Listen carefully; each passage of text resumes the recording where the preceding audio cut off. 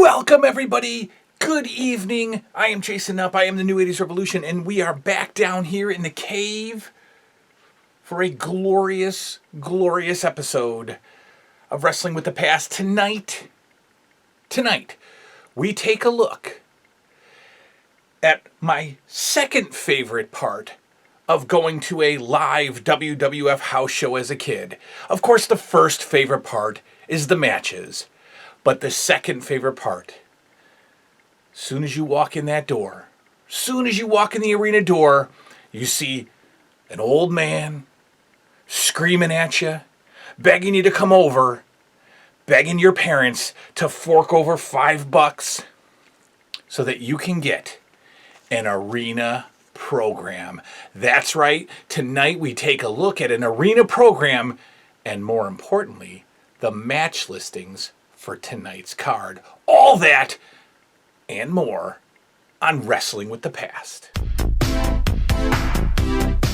Wrestling with the Past, hosted by Jason Nupp. Join Jason as he reviews classic wrestling footage from the golden era of the WWF, when our biggest childhood fear was anyone from the dreaded Heenan family capturing the precious World Wrestling Federation gold from our red and yellow savior, Hulk Hogan.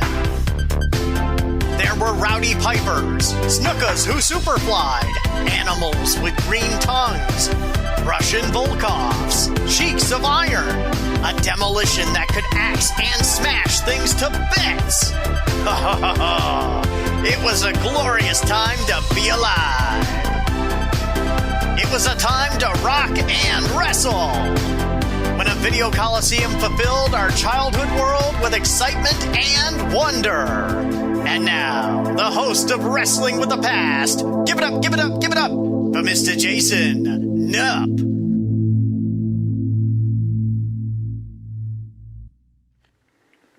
All right, guys, like I said, man, those memories come flooding back when I take a look at this thing. Now, this particular program, I did not have. No, indeed. This was sent to me by my pal, G.I. Joe Ron. That's right. G.I. Joe Ron sent me a beautiful care package, and inside was this WWF arena program. And I'm guessing that this is about from 1986. They're showcasing Randy Savage as the Intercontinental Champion. Now, guys, you know that back in the day, you burst through the doors of your arena. And in my case, it was the Rochester War Memorial. You kicked those doors open. You were so pumped up to get to the arena section so that you could see that beautiful, glorious WWF ring. But like I said, before you did that, you were accosted.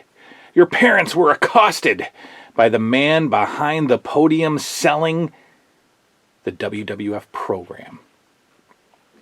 And that's the first thing that you bugged your mom and dad for. I gotta get a program. And you know what a program is? It's like 8 pages. It's like 8 pages of just nothing, of stories and highlights of WWF superstars. But it was a must-have because it contained the match listings for that card. And there were a lot of times back in the day that you did not have a clue. You knew what the main event was going to be. You knew what maybe the second, from the top match was going to be, but you didn't know all of the matches that you were going into. They didn't announce them completely. You knew that you were going to see a main event, but you didn't know who else was going to be on the card. So this was your way of knowing. So let's get right into it. We've got this beautiful cover of, right off the bat, I can tell you that this is going to be one of my favorite covers. This is Randy Savage and the lovely Elizabeth with a great shot at that Intercontinental title that he took off of Tito Santana in 1986. Something interesting on the cover, I can tell you right there, right in the corner there, it says Hulk Centerfold. I'm guessing that that's not in here anymore.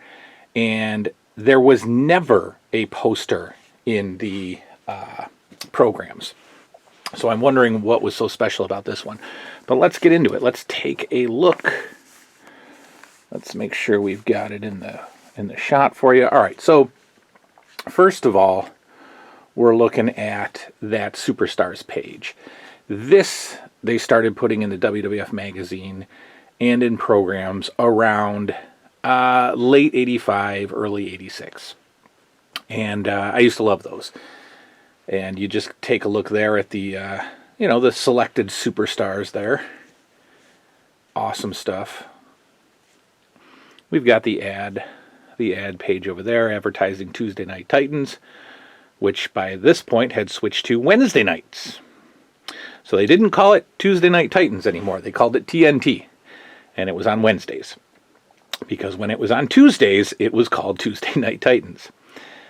The WWF Action Line, the 976-6363, where you can talk to Captain Lou Albano. And you can't really see it. I don't know if it's zoomed in, but the publisher of the WWF program is Linda Kelly. And we have confirmed, ladies and gentlemen, that Linda Kelly is indeed Linda McMahon. All right, let's take a look. We've got Big John Studd. The articles and programs were one page.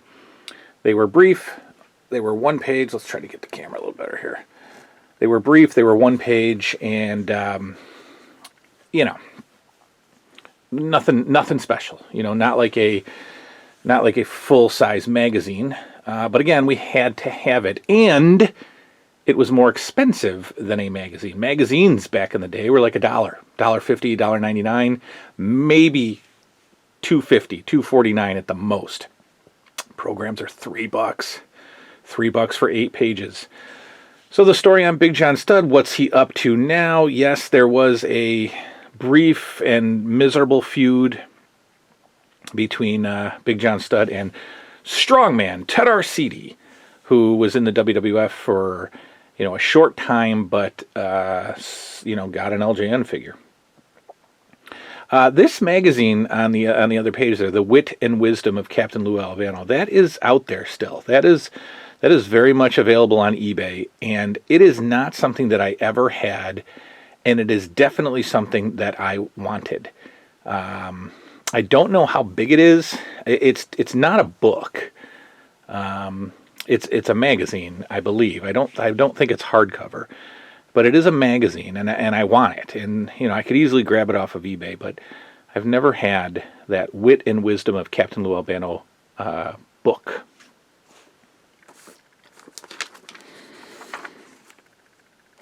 All right, we've got, what does that say? Race for the Belts. So this looks like a, almost like a rankings page where they're talking about challengers for the World Championship. They're highlighting King Kong Bundy, Don Morocco. There's that Hogan 85 belt. I love that belt. We've got challengers for the women's title, including Susan Starr and Velvet McIntyre, all challenging Moolah. And then the funny thing about that is that Moolah basically managed all of these girls and trained all of these girls and traveled with all of these girls and basically led the stable of women wrestlers.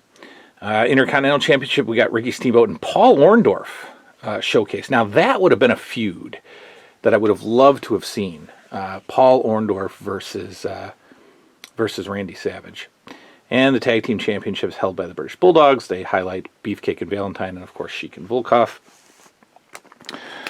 We've got the WWF Magazine order form here. This is something rare in programs. You did not see a page just for advertisements of non-wrestling stuff in programs. Programs were so small as it is, you never saw this burglar, new home security device stops burglars. All right, sure. You never saw that in programs. There's the story. There's the story on the night Randy Savage defeated Tito Santana for the Intercontinental title. That was in the Boston Gardens. I'm not sure if the complete match is on a DVD that I have. I've seen highlights of the match, and on most footage that I've seen, it's been highlights. So I wonder if it's one of those matches that they don't have the complete match of. I'm not sure if this Boston Gardens card was taped for television. I'm not sure. So I'll have to, when I get up to 86, hopefully I've got this complete match. Maybe I do. Maybe I have seen. I'm not sure, but that was a great match, and it ushered Randy Savage into superstardom, and ended Tito Santana's Intercontinental reign for the last time. Randy did win with that foreign object, as they say, or international object, and apparently that's it there. I'm not sure if that's actually it, but oh, there it is. Wow, guys, I did not look through this. I didn't look through this yet. I'm looking through this for the first time with you, and there it is. There it is, the Hulk Hogan poster. That is amazing. And I got news for you guys. That might be coming out. That might be getting hung up on my wall. This is awesome. I had no idea that this was in here. I'm telling you, I opened the package from G.I. Joe Ron last night or 2 nights ago. And I did not go through the program at all. I was going to go through the program for the first time with you guys right now. I had no idea that this poster was in here. I'm pulling that out. That's going on my wall. All right, we've got, what do we got? Doggone. Funk's Fit to be Tied. Yeah, so there was a feud between Junkyard Dog and Terry Funk. And then ultimately, Terry Funk brought his brother Dory Funk into the WWF for a short period of time. And then they created Jimmy Jack Funk, which was not a legitimate funker. Culminating in the WrestleMania 2 main event. Not main event, but WrestleMania 2 match. I believe it was Tito and the Dog versus the Funk Brothers. So that's what that is there. Other page, we've got 3 new Coliseum videos to take a look at. So what they would do is they would do a best of the WWF volume, and this one says we're up to volume 6. They would do a kind of a gimmick tape, and then they would do a spotlight of a particular wrestler. And this one happens to be Ricky the Dragon Steamboat. And so we've got Steamboat versus Brutus Beefcake, Steamboat versus Davey Boy Smith, and that was from the Wrestling Classic, a tournament that we reviewed on a previous episode of Wrestling with the Past. We were looking at it in a magazine. When we get up to 86 with our footage, or 85 with our footage, we will actually review the Wrestling Classic. But that was an incredible short match between Steamboat and Davey Boy Smith. Steamboat versus Mr. Fuji, that's all a part of the Steamboat Morocco feud. And then inside, look at the Dragon's grueling martial arts training, which is hilarious. If you can go back and find some clips on YouTube of Ricky Steamboat's martial arts training, he's training in a dojo and then ninjas attack him. Like literally ninjas, and he knocks them out with these, karate chops, and the ninjas go down, and it's crazy. What do we got? WWF grudge matches. Hogan and Mr. T. So there's your WrestleMania main event. We've got Hogan versus Morocco. We've got a steel cage grudge. Oh, that steel cage match is phenomenal. Tito Santana versus Greg the Hammer Valentine. That's another one that does not have a full release. The full match, as far as I know. And that is the match where Greg Valentine loses the Intercontinental title and then destroys it by slamming it up against the steel cage, which then leads to the new Intercontinental title being presented to Tito Santana. So I loved that. I love that concept of the bad guy getting angry and destroying the belt. So they have to make a new one. Good stuff. We're going to save this for a minute. I don't want to, hang on a second. I don't want to give that away. Let's not get crazy. Another ad. Wow. You never see this. This thing is so short as it is, and then we have yet another ad. We have a order form again. Bundy's Blitzkrieg. He strikes like a panzer division. I'm afraid I don't know what a Panzer division is, but apparently King Kong Bundy strikes like one. That looks like he's attacking Tony Gurria. So this is them showcasing Bundy as he gets ready for his WrestleMania 2 main event. There's another ad, another Bundy page, so that carries over. Interesting, we've got blue, red, and blue ropes. See if you guys can pick that up. That's interesting for WWF at the time. There's our another ad, Weight Watchers camps. That's great. Boy, look at those two. Those two are happy to have gone to Fat Camp. And looks like they're hitting their goals there of losing some weight, and they're very excited and happy. So apparently these things did exist. Very interesting. Oh, yeah, there it is. So, okay, so let's go. We got Keep an Eye On. So this was a feature in many, many, many programs, or all the programs that I've seen. At the very end, they tell you who to look out for, who to keep an eye on. And it says, keep an eye on Ricky Steamboat, probably because he's one of the greatest wrestlers of all time. Keep an eye on Corporal Kirshner. Les Thornton, who was probably close to retirement at this particular time, but keep an eye on him. Keep an eye on Barry O. I'm not sure why we would do that. Barry O is the brother of Cowboy Bob Orton, the uncle of Randy Orton, and apparently we were supposed to keep an eye on him. He, a short time later from this article, I assume, got caught up in the sexual abuse scandal of the WWF. So needless to say, Barry O did not make an appearance in the WWF ever again. There's Siva Afi, who they are claiming to be a cousin of Jimmy Superfly Snuka. I don't think that that's true, but he was a Snuka replacement.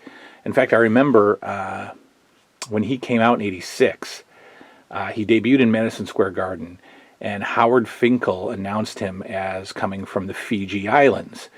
So you have Snuka, who'd been gone from the WWF for about a year, and then you have Howard Finkel announcing from the Fiji Islands, and the crowd erupts, and then quickly quiets down as they realize that it's not Snuka, but it is indeed Siva Afi. And, the best page ever there, the ad for the LJN toys. I've got this picture hanging up in my, where do I have it? No, I don't. I don't have it. But I would like to have this picture hanging up in my room. I love that picture. Used to stare at it as a kid and as an adult. And there he is, the former Intercontinental Champion Tito Santana. And according to this article, he will rise again. He did not. To Intercontinental fame, of course. Tag team titles he did. Now, the part that you've been waiting for, that I've been waiting for, the rundown, the match sheet. And guys, look at this. This is exciting, and I will tell you why. This is not a major show. I have not looked at this until just now. This is not a major show at all. This is from the Jamestown Community College. Wow. Jamestown Community College, July 20th, 1986. You know they are not bringing in the big stars for the Jamestown Community College. So we start off with Terry Gibbs versus the Golden Greek. I'm going out on a limb and saying that the Golden Greek was maybe Rene Goulet or Steve Lombardi or Jose Luis Rivera under a mask. I'm just assuming those guys are already on the card, so I'm guessing that they double used one of them. So we've got a, very undercard match, Terry Gibbs versus the Golden Greek. We've got Paul Roma versus Rene Goulet. We've got a rare 5-woman over-the-top battle royal. That is incredible. Lisa Sliwa, Penny Mitchell, Judy Martin, Susan Starr, and Jean Kirkland. 5 women going at it. in an over-the-top rope battle royal. Oh, my goodness. The second from the top, we've got Jose Luis Rivera versus Steve Lombardi. So, ladies and gentlemen, we have a collection of 6 undercard talents, 6 jobbers, as they say, a 5-woman battle royal, and the main event, your WrestleMania main event here at the Jamestown Community College, Hercules versus King Tonga in a 1-hour time limit match. This is incredible. G.I. Joe Ron, this is incredible. The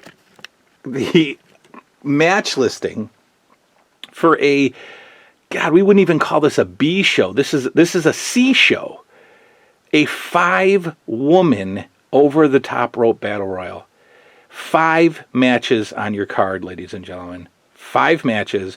Golden Greek is definitely Rene Goulet, Jose Luis Rivera, or Steve Lombardi. Absolutely has to be.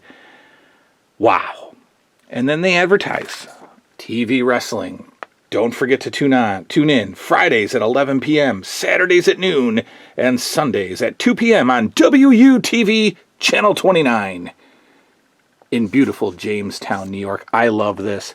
This is so great. I have a ton of these, and we'll show them off, but I have a ton of these, but they're all from the Rochester War Memorial, and they were great cards. This is an incredibly bad card, and that makes this promo sheet all the better. I am so happy to have this. That is incredible. Wow, we just saw something very rare, a 5-woman over-the-top rope. Wow, guys, that is so fun. That is so fun to see. And again, G.I. Joe Ron, thank you so much for sending me that.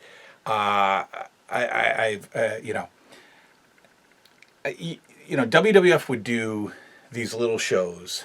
They'd go to high schools, they'd go to rec centers, they'd go to Jamestown Community College, and they would have a very depleted roster going into those shows. They were fundraisers sometimes, they were, whatever.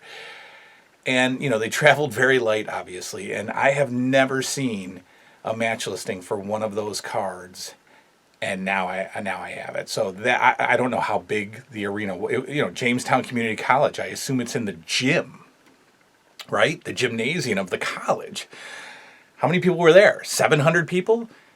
For the big main event of Hercules versus King Tonga, the 5-woman battle royal.